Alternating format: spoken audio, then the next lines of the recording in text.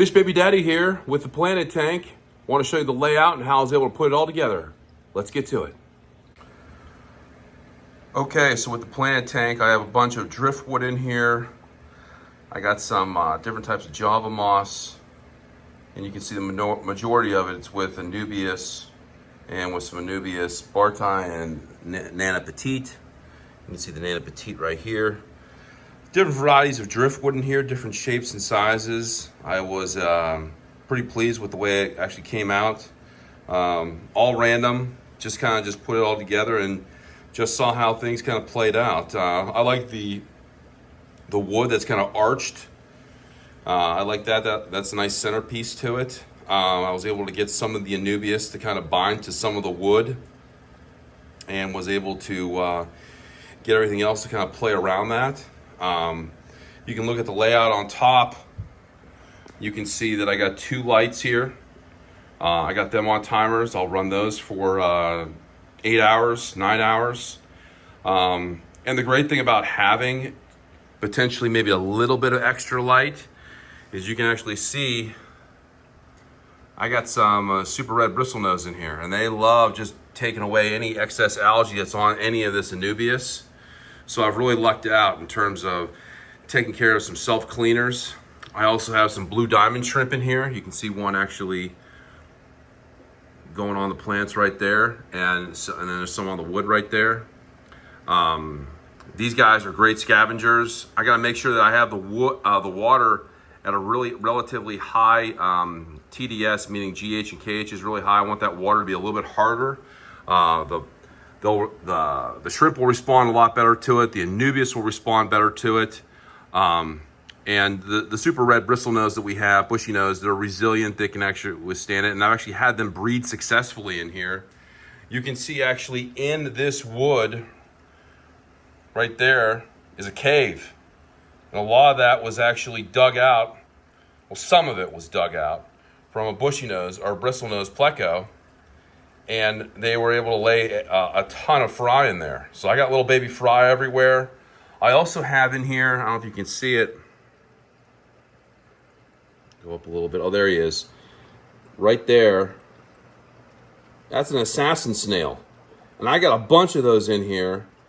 And they're actually kind of cleaning up any excess predators that might be in here. Maybe I got accidentally a couple snails that I didn't want in here. Well, they take care of them right away. And the great thing about them is that I got another one over here. He's on the glass. The great thing about them is that they will kind of like regulate their population. If there's no food source for them and they really can't eat, they'll kind of like be able to get after each other. So it doesn't like, there isn't like this huge abundance of like a billion of these guys in here, where other snails, you're actually gonna see that. I also have a fair well of catfish in here. Now it's kind of a jungle, so it's gonna be hard to see it. And I also have in this, believe it or not, I have a royal pleco. A royal pleco I got when he was really, really small. He's starting to grow a little bit, and I see him once in a while on the bottom of the tank. I'll actually try to look at that once in a while to make sure he's okay, and he's doing good. Majority of their diet is wood, and there's plenty of it in there, so he's just gnawing on wood a little bit.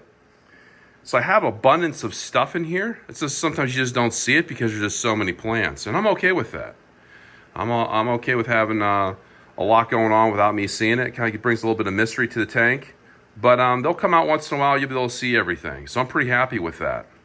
Up top here, I just want to show you some of the layout I have with the filtration. I have 2 different AquaClears.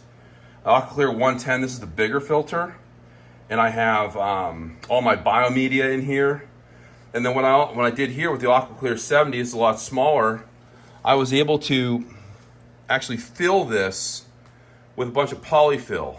And I put a little bio bag on top of it just to weigh it down to give it a little more biological media. But the polyfill was great. It was able to kind of polish the tank and kind of clean that.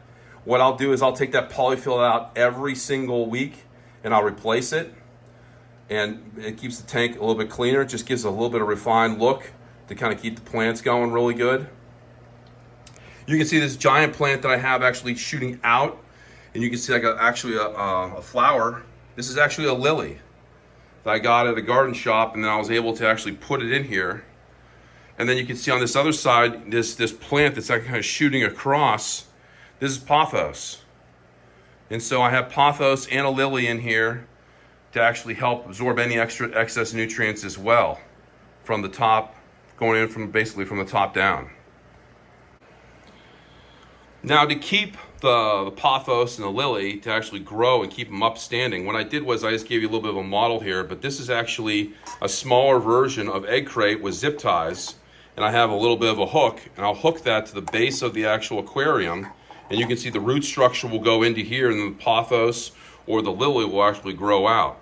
So that's where it started, and now it's kind of just growing on its own, but I have this as a base in the back just so that you can have kind of a visual reference on, well, how'd you keep that pothos? How'd you keep that lily from actually falling into the tank? Well, that's how I did it.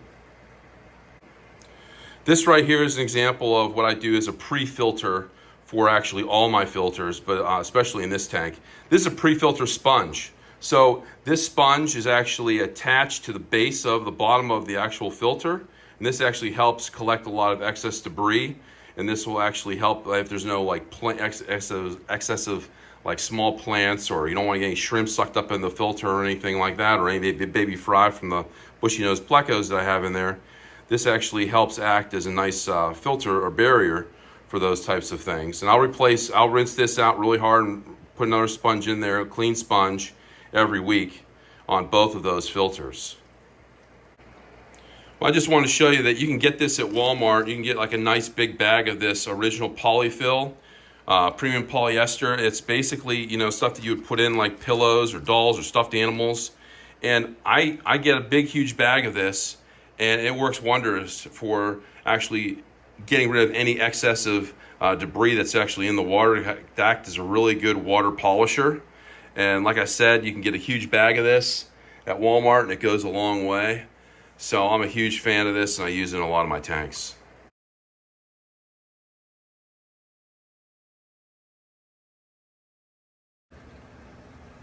I'm a real big fan of actually getting crazy glue, the clear kind that you can actually put on the root structure of the actual plants, and I will actually put that and hold it down with either a stick, or if I have a glove on, I can press that down with some type of tool, and I'll actually put the root structure and hold it to the wood. And what you'll see here is that you can see just a little bit of glue that's just still left over, that residue right there. But the idea is that you put not the rhizome, which is actually the actual line of the plant that actually goes straight across. It's actually part of the plant. That'll actually destroy it if you put glue on that. So the rhizome, a good example of that would be, you can see actually right here, that part right there, that's the rhizome. You don't want to actually put glue on that. See all that root structure right there? That's where you want to put the crazy glue. You put that on wood or rock, and it'll almost immediately bind within 10 to 30 seconds. And then you can actually instantaneously put it in the tank, and it will be non-toxic to the fish. So I do that for almost all of my anubias and a lot of the plants that have thicker root structure, and then they'll bind right to it. So you can see this is a great example right here. You can see that anubias right there, and it's bound to that rock. So I just want to show that to you too as an example of that's how I actually aquascape. This is actually a bare bottom tank. There's no substrate in here. So I actually want to have a lot of biological media in the back of the tank. That's why I have two filters going. One is a polisher and one is a biological filtration system. And those pre-filters do a great job too. But the idea behind all of this is that I want to be able to get as much in here with as least maintenance as possible. And what I want to make sure too is that the plants are doing good. So I'm actually putting potassium in here every week. I'm putting Easy Green in here. I'm putting Easy Carbon in here. I'm putting some macronutrients in here.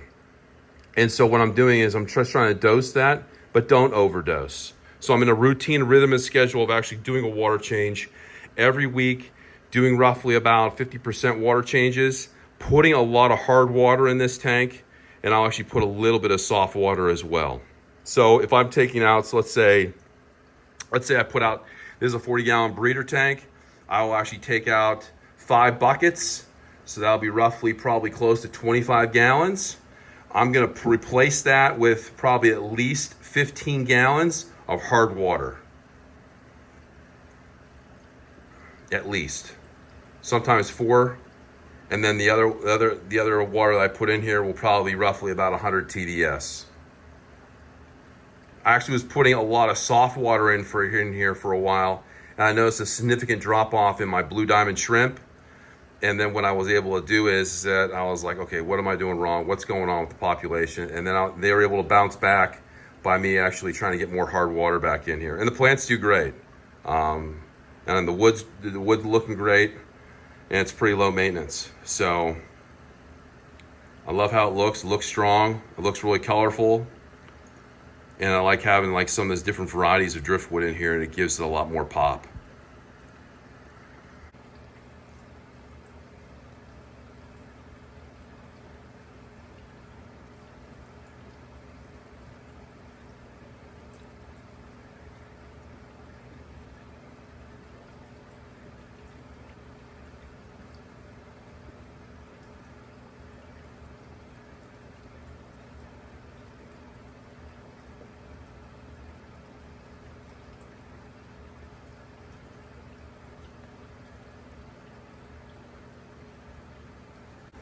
Well, that about wraps it up for the planted tank. Hopefully you liked it. Hope you got something out of it. Until next time, Fish Baby Daddy.